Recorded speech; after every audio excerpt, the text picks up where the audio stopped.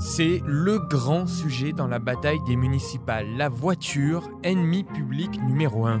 Cette semaine, Anne Hidalgo, la maire de Paris, candidate à sa réélection, a présenté son plan vélo avec une promesse, 100% des rues cyclables dans la capitale en 2024. Ce que nous avons proposé, c'est de sortir de la dépendance à la voiture. C'était le modèle des 30 Glorieuses, c'était le modèle de la construction de la ville autour de la voiture. En 2020, cette révolution des transports fait polémique, mais vous savez quoi ? C'était pareil à l'arrivée de la voiture au début du XXe siècle. Bis Repetita, un podcast BFM TV raconté par Simon Buisson.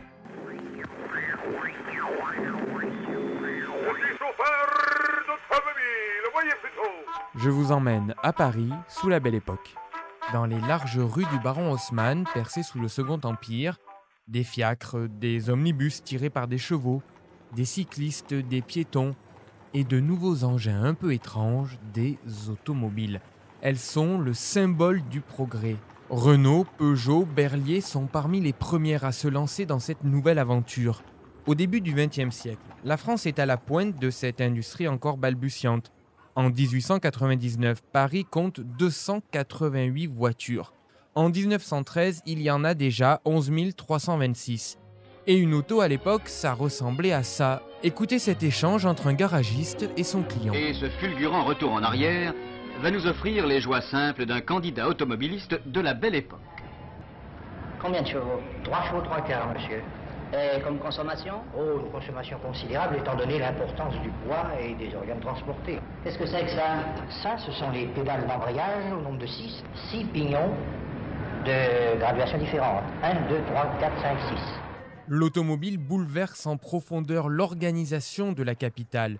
Les piétons sont relégués sur les trottoirs pour laisser le milieu de la chaussée à ces bolides qui font du bruit, qui sentent mauvais et qui effraient les animaux. Vous n'avez qu'à le mettre dans votre culotte, madame, votre chien, on n'écrasera pas, voyons. La presse populaire oppose les chauffards et les autophobes, en gros les riches au volant contre les pauvres à pied. À partir de 1912, la voiture devient la principale cause d'accidents meurtriers dans les rues parisiennes. Les automobilistes sont rebaptisés les écraseurs.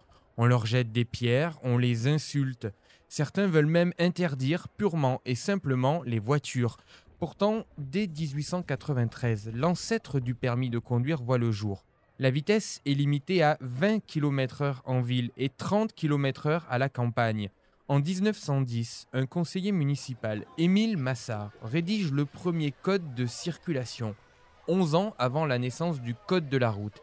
Il demande aux chauffeurs de tenir leur droite, de se signaler pour tourner et exige de rappeler les conducteurs à l'ordre en cas d'excès de fumée.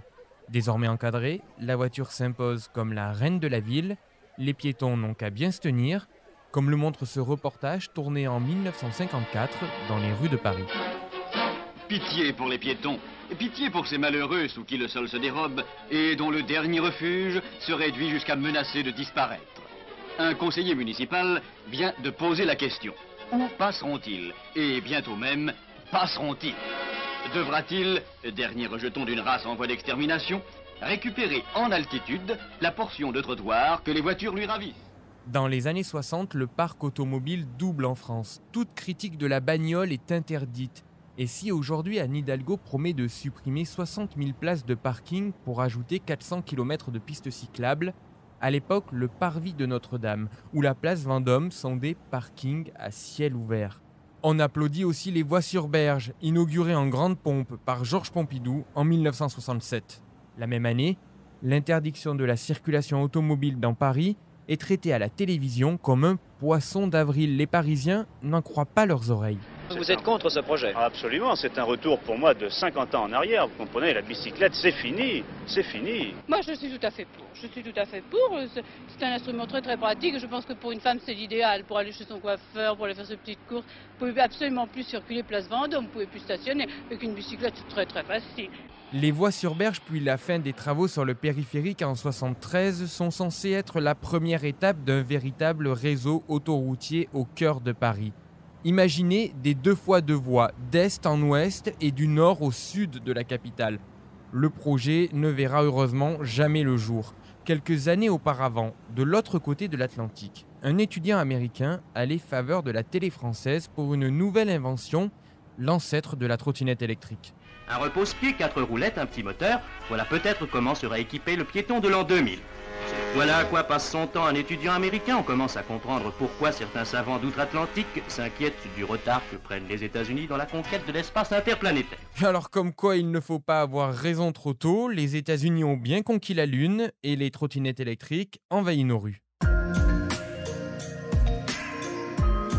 Retrouvez les épisodes de Bis Repetita sur le site et l'application BFM TV et sur toutes les plateformes de streaming.